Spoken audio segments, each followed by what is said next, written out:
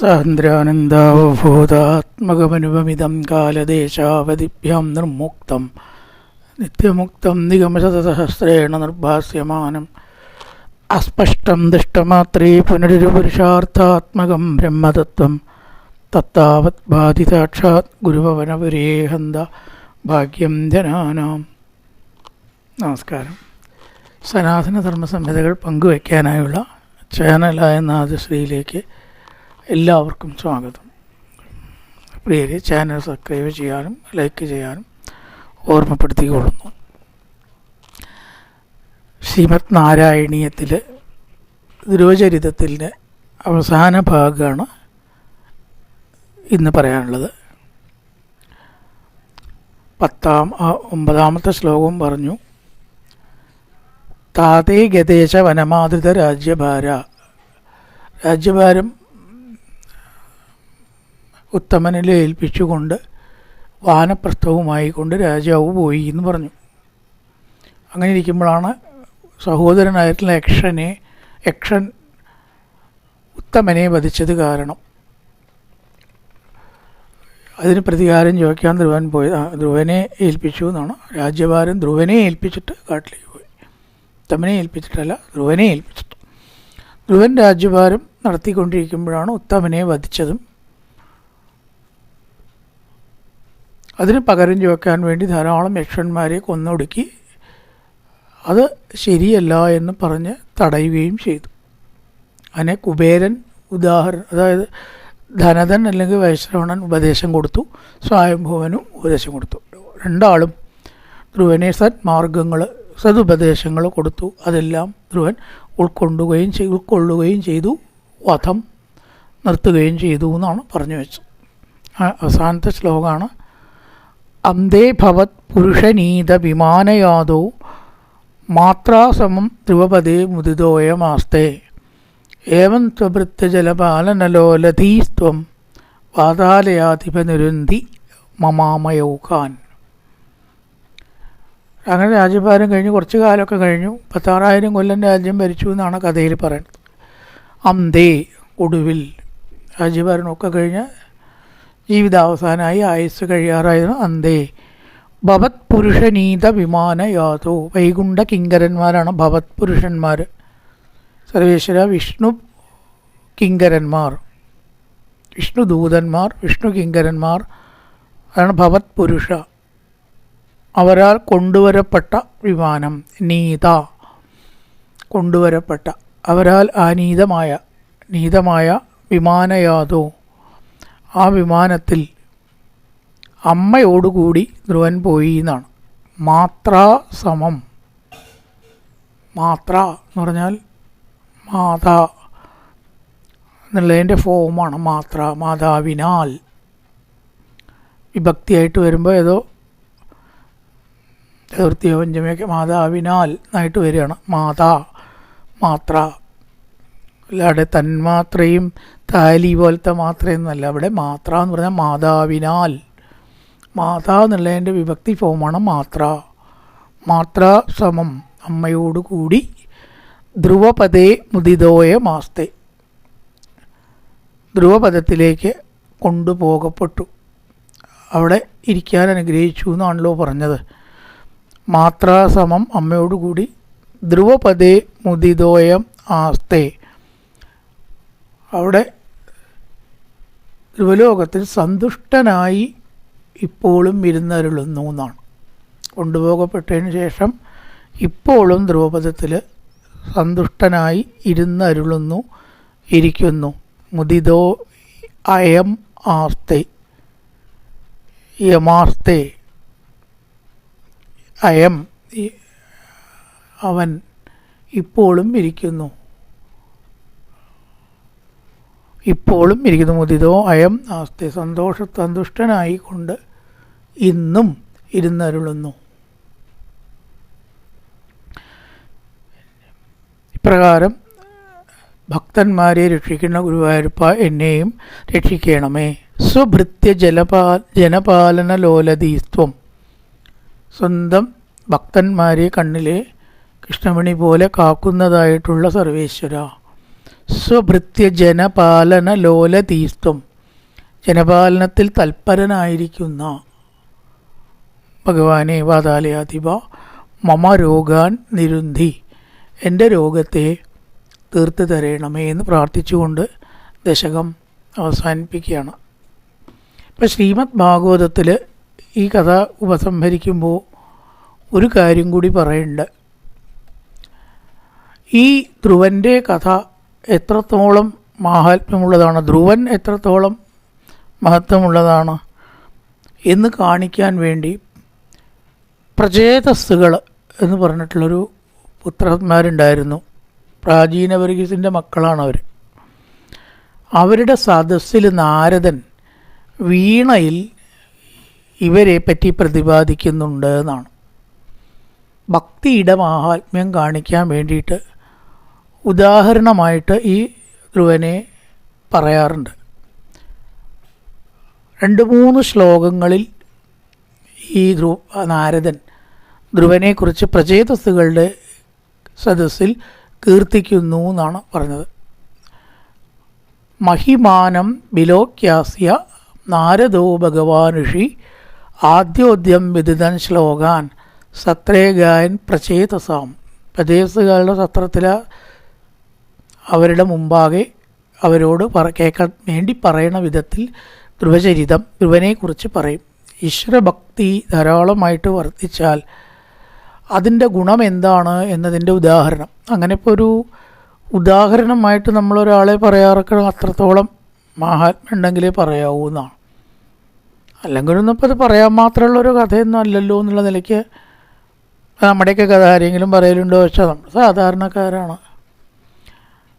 അപ്പം അതിന് മാത്രം മാഹാത്മ്യം ഉണ്ടാവണം നാരദൻ ഈ കഥ ഉദാഹരിക്കണമെങ്കിൽ എന്ന് കാണിക്കാനാണ് അതിവിടെ പറഞ്ഞത്. എന്തൊക്കെയാണ് നാരദൻ പാടിയത്? നൂനം സുനീതേ പതിദേവതായ തപപ്രഭാവസ്യ സുതസ്യ താംഗതിം ദുട്ട്യാഭ്യുപായാൻ അഭിവേദവാദിനോ നൈവാദിഗന്ധം പ്രഭവന്തിക്കും നൃപ എന്നാണ് ഒരു ശ്ലോകം. സുനീതിയുടെ പാതിവൃത്യം കൊണ്ടാണ് ഇത്രയും നല്ല ഒരു മകനെ അവൾക്ക് കിട്ടിയത്. പാതിവൃത്യമുള്ള സ്ത്രീകൾക്ക് എപ്പോഴും നന്മ വരും. ഏറ്റവും വലിയ നന്മയാണ് നല്ലൊരു പുത്രൻ ഉണ്ടാവുക എന്ന് പറഞ്ഞാൽ, അല്ലേ? എല്ലാറ്റിനും മതിയായിട്ടുള്ള നല്ല ഒരു പുത്രൻ ഉണ്ടാവുക, അച്ഛനായാലും അമ്മയായാലും അവരെ സംബന്ധിച്ചുള്ള ഭാഗ്യം എന്ന് പറഞ്ഞാൽ പുത്രഭാഗ്യമാണ്. അപ്പോൾ അത് സുനീതിയുടെ പാതിവൃത്യം കാരണം എന്താണ് സുനീതിക്ക് ഭഗവാൻ കൊടുത്ത പ്രതിഫലം അല്ലെങ്കിൽ അതിൻ്റെ നന്മ എന്നാണെങ്കിൽ നല്ലൊരു പുത്രൻ. ദുഷ്ടാഭിപായാൻ അഭിവേദവാദിനോ നൈവാദിഗന്ധം പ്രഭവന്തികൻ നൃപ. ആ അത്ര വേഗമൊന്നും പറയാൻ പറ്റാത്തതായിട്ടുള്ള പ്രഭാവം ഉള്ള ഇത്രയും നല്ല ഒരു പുത്രനെ ലഭിച്ചു. തപപ്രഭാവസ്യ സുതനെ ലഭിച്ചത് എന്തുകൊണ്ടാണ്? ആ സുനീതിയുടെ പാതിവൃത്യം കൊണ്ടാണ് എന്ന് നാരദൻ പാടുന്നു. അതുകൊണ്ട് പാതിവൃത്യത്തിൻ്റെ മഹത്വം സംഗതിവശാൽ ഇവിടെയും പറഞ്ഞു. അതാണ് ഒരു ശ്ലോകം. പാതിവൃത്യ ശക്തി കൊണ്ടാണ് ഇത്രയും നല്ലൊരു കുട്ടിയെ കിട്ടിയത്. ഇനി വേറെ ശ്ലോകം കൊണ്ട് പറയണത് എന്താണ്? പഞ്ചവർഷോ ഗുരുതാരവാക്ഷര്യർ പിന്നേന യാതോ ഹൃദയേന ദൂയത വനം മത ആദേശകരോചിതം പ്രഭും ജിഗായ തത് ഭക്തഗുണൈ പരാജിതം. 5 വയസ്സ് മാത്രം ഉള്ളപ്പോഴാണ് ഗുരുതാരവാക്ഷരി, ഗുരുതാരം എന്ന് പറയുമ്പോൾ ഇവിടെ സുരുചിയാണ്, ഗുരുസ്ഥാനത്ത് നിൽക്കുന്നതായിട്ടുള്ള സുരുചിയുടെ വാക്ഷരം കൊണ്ട് ഹൃദയത്തിൽ മുറിവേറ്റ, പിന്നേന യാതോ ഹൃദയത്തിൽ മുറിവേൽപ്പിക്കപ്പെട്ട ആ കുട്ടി ആർക്കും പരാജയപ്പെടുത്താൻ പറ്റാത്തതായിട്ടുള്ള ഭഗവാനെ തൻ്റെ കീഴിൽ കൊടുന്നു. എന്ത് വരം വേണമെങ്കിലും ചോദിച്ചോളാൻ പറഞ്ഞു ഭഗവാൻ. ഭക്തനെപ്പോഴും ഭഗവാൻ അടിമപ്പെടുകയാണല്ലോ. അത് ചെറിയ കുട്ടിയാണോ സ്ത്രീയാണോ അത് നോക്കലില്ല. ആ ഭക്തനെന്താ പറഞ്ഞേ അതിലപ്പുറം ഭഗവാൻ പോവില്ല. ഒരേ ഒരു കൂട്ടരോടെ ഭഗവാൻ തോൽക്കുള്ളൂ എന്നാണ്. വേറെ ആരോടും തോൽക്കില്ല. ആരോടാണ്? ഭക്തന്മാരുടെ മുമ്പിൽ ഭഗവാൻ തോൽക്കും. ഇത് ഭഗവാന്റെ ഒരു പ്രത്യേകതയാണ്. അത് തോറ്റു കൊടുക്കാൻ ഭഗവാൻ ഇഷ്ടമായതുകൊണ്ടാണ്. തോൽക്കുക എന്ന് പറഞ്ഞാൽ ഭഗവാനെ തോൽപ്പിക്കാൻ ആർക്കെങ്കിലും പറ്റുമോ? പക്ഷേ ചെറിയ കുട്ടികൾ ചിലപ്പോൾ വലിയ ആൾക്കാരെ നിയന്ത്രിക്കുന്ന കാണാം. വലിയ കഥയ്ക്കയിൽ വടിയൊക്കെ എടുത്തിട്ട് ഒരാനയായിട്ട് അച്ഛൻ കളിക്കുകയാണ്, അല്ലെങ്കിൽ അങ്ങോട്ട് നിൽക്കുക, ഇങ്ങോട്ട് പോകും, ഇങ്ങോട്ട് എന്നൊക്കെ പറഞ്ഞ് വടിയൊക്കെ എടുത്തിട്ട് ആ കുട്ടി ഈ അച്ഛനെ ചിലപ്പോൾ ചീത്ത പറയുക, അടിക്കുക, ആനയാണെന്നുള്ള ഭാവത്തിലൊക്കെ ചെയ്യാറുണ്ട്. അപ്പോൾ കുട്ടി അച്ഛനത് അംഗീകരിച്ചിട്ട് കരയണ പോലെ കാട്ടും ഇല്ലേ, അടി കിട്ടിയ പോലെയൊക്കെ കാട്ടി എന്നോട് ഞാൻ തോറ്റു എന്നുള്ള നിലയ്ക്ക്. അത് തോറ്റു കൊടുക്കുന്നത് ഈ അച്ഛന് കുട്ടിയോട് കളിക്കുമ്പോൾ ഒരു സുഖമാണ്. ശരിക്കും തോറ്റു കൊടുക്കുകയാണത്, തോറ്റിട്ടൊന്നുമല്ല അത്. അതേപോലെയാണ് ഭഗവാൻ ഈ ഭക്തന്മാരുടെ മുമ്പിൽ ഇങ്ങനെ തോറ്റു നിൽക്കാൻ ഒരു ഇഷ്ടമാണ് എന്നാണ്. തെറ്റിൽ തോൽക്കലിൻ്റെണ്ടൊന്നല്ല, അതൊരിഷ്ടം. തൻ്റെ ഭക്തൻ ജയിച്ചോട്ടെ, അതല്ലേ തനിക്ക് സുഖം എന്ന മട്ടിൽ ആ ഭക്തനെ ഒരു പടി മീതയായിട്ട് കാണുക. അതാണ് ഭഗവാന്റെ എപ്പോഴുമുള്ള പ്രകൃതം. ഭക്തൻ ജയിച്ചോട്ടെ എന്ന് വിചാരിച്ച് തോറ്റു കൊടുക്കാൻ ഭഗവാന് വലിയ ഇഷ്ടമാണ്. അപ്പോൾ ഇവിടെ മനം മതാദേശകരോചിതം, അതായത് കാട്ടിലേക്ക് പോയതിന് ശേഷം എത്ര വേഗം ആർക്കും പരാജയപ്പെടുത്താൻ പറ്റാത്ത ഭഗവാനെ ആ കുട്ടി തൻ്റെ സ്വാധീനത്തിൽ വരുത്തി. ആർക്കും പറ്റാത്ത കാര്യം ചെയ്തു 5 വയസ്സായിട്ടുള്ള കുട്ടി. അതൊരു നേട്ടം തന്നെയല്ലേ. ഇനി 3-ാമത്തേൽ പറയുന്നു, എക്ഷത്ര ബന്ധർ ബി തസ്യാതിരൂഢ അന്വാരുരുക്ഷേദവി വർഷപൂയേഹി ഷഡ് 5 വർഷോ മഹദോ മദഹോബി 5 വർഷോ യദഹോബിരൽപൈ പ്രധാത്യ വൈകുണ്ഠമവാപ തത്പദം. യദഹോബിരൽപൈ, അനവധി വർഷങ്ങളെ കൊണ്ട് നേടേണ്ടതാണ് ഈശ്വര സാക്ഷാത്കാരം. വിശ്വാമിത്രനൊക്കെ 10,000 കൊല്ലക്കണക്കിന് തപസ് ചെയ്തിരിക്കണം. എത്ര കൊല്ലത്തെ തപസ്സിന് ശേഷമാണ് ഓരോരുത്തർ, അഗസ്ത്യൻ, വിശ്വാമിത്രൻ, വശിഷ്ഠൻ, ബ്രഹ്മർഷിപദത്തിലെത്താൻ വിശ്വാമിത്രൻ പണിപ്പെട്ട ആലോചിച്ചാൽ. വാൽമീകി പറയുന്നുണ്ട് സംഗതി വശാൽ, മഹാഭാരതത്തിലുണ്ടായിരിക്കും വിശ്വാമിത്രൻ്റെ തപസ്. അപ്പം അത്രയും വർഷം ഭഗവാനെ സ്വാധീനിക്കാൻ കഠിന തപസ് അനുഷ്ഠിക്കണം. അതാവട്ടെ ഇവിടെ ഈ കുട്ടി സ്വൽപൈർ അഹോബി 5 മാസം കൊണ്ടാണ് നേടിയെടുത്തത്. അത് നിഷ്കളങ്കതയാണ്. കാരണം കുട്ടിയുടെ മനസ്സിൽ കളങ്കമില്ല. ഇതൊക്കെയാണ് വെച്ചാൽ എനിക്ക് ബ്രഹ്മർഷിപീഠത്തിലെത്തണം, വസിഷ്ഠനെ തോൽപ്പിക്കണം. വിശ്വാമിത്രന് വാശിയിൽ കുറവൊന്നുമില്ല, കോപമുണ്ട്. അപ്പോഴൊന്നും അതിനെ മാറ്റു കുറയും. പിന്നെ അവസാനം ദിവസത്തിൻ്റെ ബലം കൊടുക്കണമല്ലോ എന്നുള്ള നിലയ്ക്കാണോ. ശുദ്ധൻ എന്നൊന്നും പറയുകയില്ല, പറ്റുമോ? അങ്ങനെ ചന്ദ്രനെ ഇങ്ങനെ ചതിക്കുമോ? പക്ഷെ ഇവിടെ യാതൊരു കളങ്കവും ഇല്ല. ഭഗവാനെ തപസ് ചെയ്യണം, തനിക്ക് ഭഗവാനെ കാണണം എന്നല്ലാതെ ഒരാളെ തോൽപ്പിക്കണമെന്നോ രാജ്യം കൈക്കലാക്കണമെന്ന് പോലും ധ്രുവന് ആഗ്രഹമൊന്നുമില്ലായിരുന്നു. അത് വന്നു ചേർന്നു, അത്രയേ ഉള്ളൂ. അച്ഛൻ്റെ മടിയിൽ ഇരിക്കാൻ പറ്റാത്ത ദുഃഖമേ ഉള്ളൂ സത്യത്തിൽ.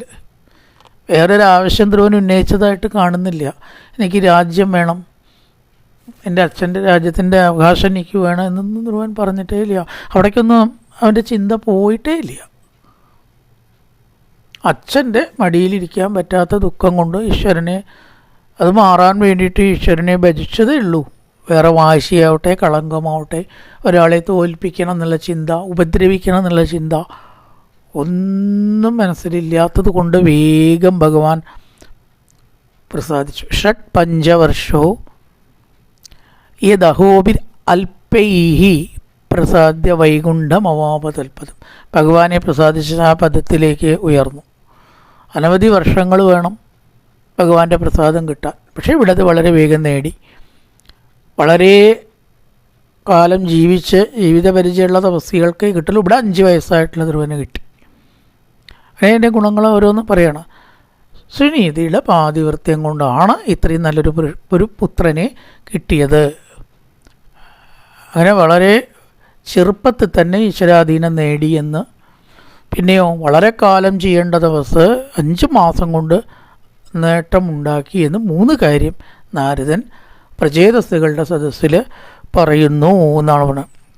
ഇവിടെ പറയുകയാണ്, ഇത് ഏതൊരാൾ ഭക്തിയോട് കൂടിയിട്ട് കേൾക്കുക, പറയുക, ബലശ്രുതിയൊക്കെ ഉണ്ട് ഭാഗവത്തിൽ. അരണ്യത്തിന് സംഗ്രഹമായതുകൊണ്ട് അതൊന്നൊക്കെ വിട്ടുപോയി. പ്രയത കീർത്തയേത് പ്രാത സമവായേ ദിജന്മനാം. പ്രഭാതത്തിൽ ഇത് ഏതൊരാൾ ഈ ധ്രുവൻ്റെ ചരിതം, ധ്രുവസ്യ ചരിതം മഹത് കേൾക്കുന്നുവോ, അതുപോലെ തന്നെ വാവ്, പൗർണമി മുതലായിട്ട് ദിവസങ്ങളിൽ ദ്വാദശ്യാം ശവണേഥവ, ദ്വാദശി ഏകാദശിയുടെ പിറ്റേ ദിവസമാണ് ദ്വാദശി, ആ ദിവസങ്ങളിലൊക്കെ ഈ ധ്രുവചരിതം ഞായറാഴ്ച വായിക്കണത് വളരെ നല്ലതാണെന്ന് പറയണത്. എന്താണോ ഇന്നിപ്പോൾ ഞായറാഴ്ചയാണ് ധ്രുവചരിതം കഴിയണത്. എങ്ങനെയോ അങ്ങനെ വന്ന് വിട്ടു. അപ്പോൾ രവി ഞായറാഴ്ച ദിനക്ഷേ വെബീദേ സംക്രമേ അർക്കദിനേ പിവ.